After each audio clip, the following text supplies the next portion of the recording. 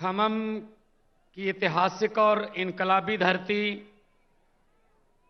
Stage पर मौजूद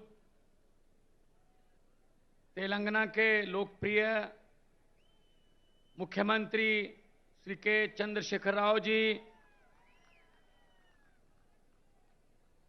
आम आदमी पार्टी के नेशनल कन्वीनर और दिल्ली के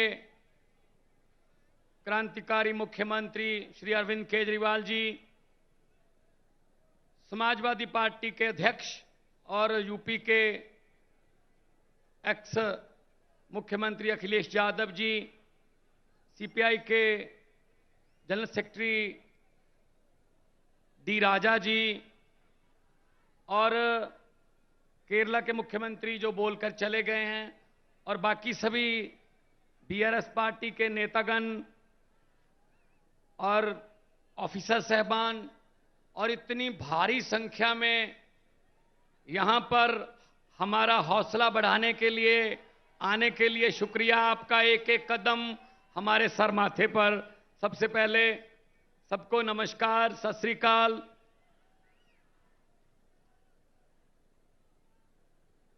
आज एक बड़ा अच्छा प्रोग्राम देखा जिसमें लोगों की आंखों का चेकअप होता है।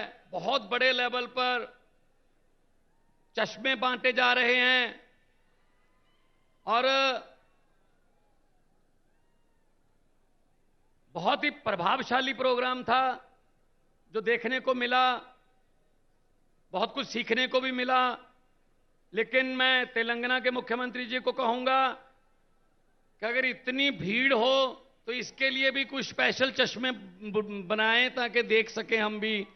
वो दूर तक नजर जाती है तो लोग ही लोग नजर आ रहे हैं। ये आपका प्यार है। आपने घर से पहला कदम जब इस रैली की तरफ, इस फंक्शन की तरफ बढ़ाया, वो पहला कदम बदलाव का कदम था। आपका यहां पे आना इस बात का सबूत है कि आप देश को प्यार करते हैं। आपको चिंता है कि देश कहां जा रहा है। आपको इस बात का ज्ञान है कि देश नफरत की राजनीति को बर्दाश्त करने वाला नहीं है। यह देश एक गुलदस्ता है, अलग अलग रंगों के फूल हैं, लेकिन कुछ लोग चाहते हैं कि गुलदस्ते में सिर्फ एक ही रंग के फूल हों। यह हो नहीं सकता। यह हो नहीं सकता। जिस गुलदस्ते में सिर्फ एक ही रंग के फूल हों उसको ज्यादा देर देखा नहीं जाता। असल में फूलों की रंग की जो विभिन्नता है वही उसको गुलदस्ता बनाती है। तो आज देश क्या मांग रहा है? देश मांग रहा है रोजगार। Youngest country on the earth India, Bharat, लेकिन युवा बेरोजगार हैं। इन्होंने वादा किया था 2 करोड़ रोजगार हर साल पैदा करने का, वो भी जुमला निकला। इन्होंने वादा किया था किसानों की आमदनी दुगनी करने का, जुमला निकला। इन्होंने कहा था बहुत हुई महंगाई की मार, जुमला। इन्होंने कहा था 15 लाख हर घर के खाते में आ जाएगा, जुमला। तो भारतीय जुमला पार्टी बीजेपी जो है वो देश को मिसलीड कर रही है। वो हर चीज हथियाना चाहते हैं। ये भी मेरा हो जाए, ये भी मेरा हो जाए। जिस राज्य में जीतते नहीं है लोगों द्वारा, वहां पे बाई इलेक्शन द्वारा जीत जाते हैं। इस्तीफा दिलवा लो, खरीद लो बंदे, एमएलए खरीद लो। मतलब हिम्मत देखो। आम आदमी पार्टी ने एमसीडी चुनाव में 250 में से 134 सीटें जीती, बहुमत है, लेकिन फिर भी कह रहे हैं जितनी मर्जी आ जाए मेयर हमारा बनेगा। ये क्या बात हुई भाई? ये लोकतंत्र है? ये तो लूट तंत्र है। ये लूट तंत्र है। लेकिन इनको ये नहीं पता, इनको ये नहीं पता कि वक्त बहुत बड़ी चीज होता है। वक्त राजाओं से भीख मंगवा देता है वक्त, और भिखारियों के सर पे ताज टिका देता है वक्त। वक्त बहुत बड़ी चीज होता है, और ये पब्लिक है, सब जानती है। लोग जब चाहें आदमी अर्श पर, और ऊपर जाके ये बीजेपी वालों की तरह हंकार करे तो लोग कहते हैं आजा बेटा फर्श पर। बहुत बड़े बड़े उतारे हैं भाई साहब, बहुत बड़े बड़े। हुकूमत वो करते हैं जिनका दिलों पर राज होता है। हुकूमत वो करते हैं जिनका दिलों पर राज होता है। यूं कहने को तो मुर्गे के सर पे भी ताज होता है। तो हुकूमत लोग जिसको दिल में जगह देते हैं उसकी होती है। ये छीनी नहीं जा सकती, ये खरीदी नहीं जा सकती। लोगों का प्यार खरीदा नहीं जा सकता। लोगों के प्यार की किसी करेंसी में कोई कीमत नहीं है। अभी जब से मैंने होश संभाला है, हर 15 अगस्त को लाल किला से तत्कालीन प्रधानमंत्री भाषण देते हैं। मैं भी सुनता था। आज तक वही भाषण, अफसरों का लिखा लिखाया, रटा रटाया भाषण, लाल किला के सामने से बेरोजगारी पर चिंता व्यक्त, महंगाई पर थोड़ी ज्यादा चिंता व्यक्त, आतंकवाद पर सबसे ज्यादा चिंता व्यक्त, और 15 अगस्त खत्म। मैं उनको कहना चाहता हूं, मेरे देश के वारिसों, अगर देश की 130 करोड़ जनता की किस्मत नहीं बदल सकते, कम से कम भाषण तो बदल लो। अब तो लाल किले के कबूतरों को भी भाषण याद हो गए होंगे।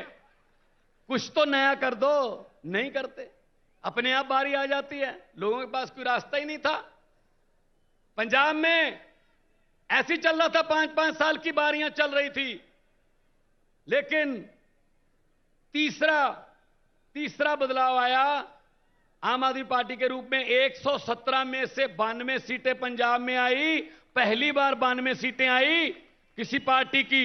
और बड़े बड़े जो अपने आप को कहते थे हमें कोई हरा ही नहीं सकता, पूरे का पूरा खानदान हरा दिया उनका। भाई साहब, ये पब्लिक है। और इनका क्या काम है? इनका काम है लूटना। सब कुछ बेच दिया। जहाज बेच दिए, एयरपोर्ट बेच दिए, नदियां बेच दी, LIC बेच दी, रेलवे बेच दी। सिर्फ मीडिया खरीदा बस, बाकी सब कुछ बेचा है। तो इसलिए मैं कहना चाहता हूं कि ये सिर्फ अपनों के बारे में सोचते हैं, अपने दोस्तों के बारे में सोचते हैं। जनता का कोई फिक्र नहीं है इनको।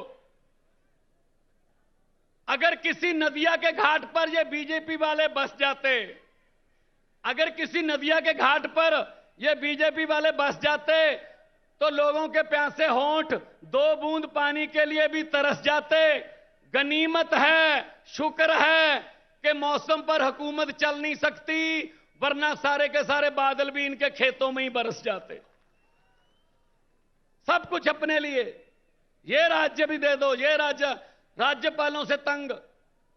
राज्यपालों को कहते हैं काम नहीं करने देना, स्कूल नहीं खोलने देने केजरीवाल को।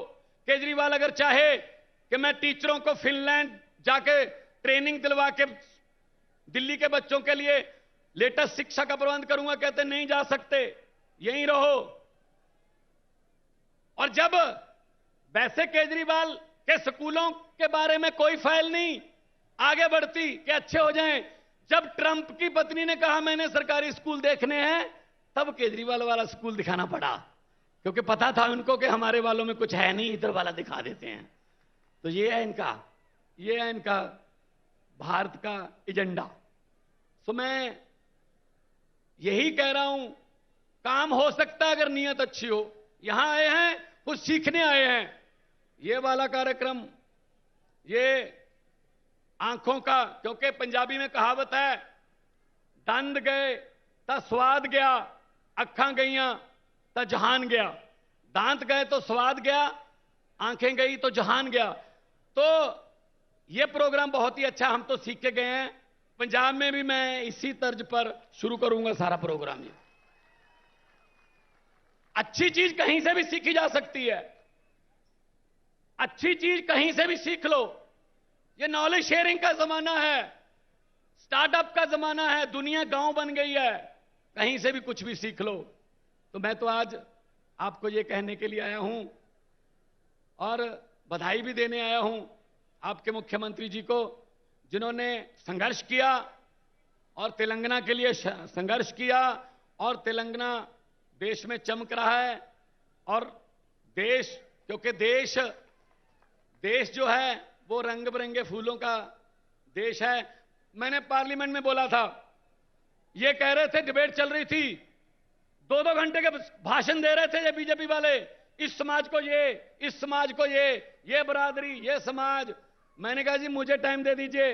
कहते टाइम है नहीं। मैंने कहा जी 30 सेकंड दे दीजिए स्पीकर साहब। कहते 30 सेकंड में क्या बोलोगे? मैंने 30 सेकंड में बोला। 30 सेकंड में मैंने कहा कि लंबे सफर को मीलों में मत बांटिए, लंबे सफर को मीलों में मत बांटिए, कौम को कबीलों में मत बांटिए। एक बहता दरिया है मेरा भारत देश, इसको नदियों और झीलों में मत बांटिए। सब कुछ आ गया इतने में। यहां ना पहुंचे रवि, वहां पहुंचे कवि। तो पंजाब में 100 मोहल्ला क्लिनिक 15 अगस्त को बना दिया था, 26 जनवरी तक 400 और 500 मोहल्ला क्लिनिक बन गए। स्कूलों का कायापलट कर रहे हैं, एजुकेशन की तरफ ध्यान दे रहे हैं। करप्शन हमने लगभग बंद कर दी, और पकड़ पकड़ के इनके कांग्रेस के जो करप्ट नेता थे वो जेल में हैं। और कांग्रेस के बारे में तो ये मशहूर हो गया अब कि कांग्रेस किसी भी स्टेट में चेंज नहीं है, एक्सचेंज है। वो तो बस किसी की 2-4 एमएलए कम हैं तो कांग्रेस से खरीद लो, बहुमत जरा और तगड़ा करना है तो इधर से खरीद लो। वो तो कांग्रेस को तो अपने ऑफिस पे लिख लेना चाहिए, यहां पर लोगों द्वारा जिताए गए विधायक सस्ते रेटों पर बेचे जाते हैं। ये हालत है उनकी। उनका भी उतना ही कसूर है इस देश की बर्बादी में, जो आजकल चल रही है बर्बादी। तो देश नंबर 1 बनाना है ना। सब कुछ दिया इस देश को भगवान ने, हर किस्म का मौसम दिया, पहाड़ दिए, नदियां दी, कोयला दिया, मारूथल, पानी, समंदर, क्या, और इतने मेहनती लोग 130 करोड़। बस एक चीज नहीं दी, सच्ची नीयत वाले नेता बहुत कम दिए हैं। सच्ची नीयत वाली सरकार आ गई देश में, यही देश नंबर 1 बनेगा, यही देश नंबर 1 बनेगा। और मैं आखिर में 2 नारे लगवाऊंगा। शहीद आजम भगत सिंह, राजगुरु सुखदेव जब अंग्रेजों के साथ लड़ रहे थे आजादी के लिए, तब वो नारा लगाते थे, और उस नारे से अंग्रेजों की महलों की खिड़कियां कांप जाती थी। दोनों हाथ ऊपर करके नारा लगाना है, उनकी आत्मा को भी सुकून मिलेगा। चलो हैं अभी खमम में लोग जिन्होंने हमारा इनकलाब का नारा दिया, बुझने नहीं दिया। इस दिए में चाहे हमें तेल की जगह अपना खून डालना पड़े, लेकिन इनकलाब का दिया बुझने नहीं देना। दोनों हाथ ऊपर उठाकर इनकलाब, इनकलाब। लोगों को अक्सर कहते सुना है, जिंदा रहे तो फिर मिलेंगे। लोगों को अक्सर कहते सुना है, जिंदा रहे तो फिर मिलेंगे, लेकिन इस पंजाबी दिल ने कहा है, मिलते रहे तो जिंदा रहेंगे। बहुत बहुत धन्यवाद, बहुत बहुत मुबारकबाद आपको, बहुत बहुत शुक्रिया।